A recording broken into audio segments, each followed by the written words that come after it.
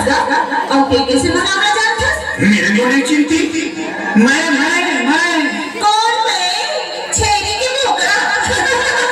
अरे BR से वो दादी हम कोई BRCR नहीं जाना, जानना पहचान और जबरदस्ती के मेहमान।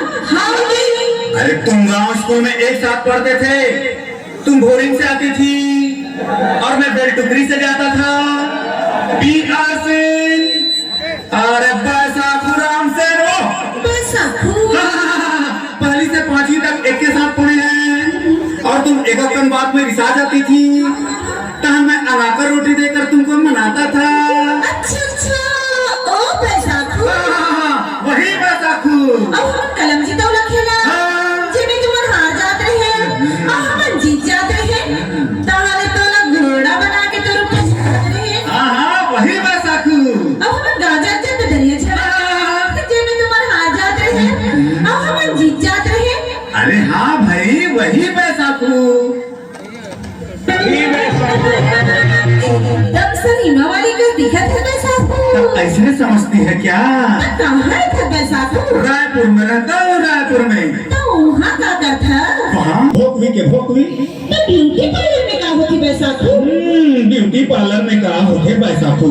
वहाँ होता है मसाजिंग, प्लकिंग, थ्रेडिंग और हेयर डाई। अरे डाई नहीं भोकवी, डाई डाई डाई। डाई क्या होती बैसाखू? डाई का मतलब सफेद बाल को करिया रंग में ब्लैक किया जाता है, उसको कहते हैं डाई।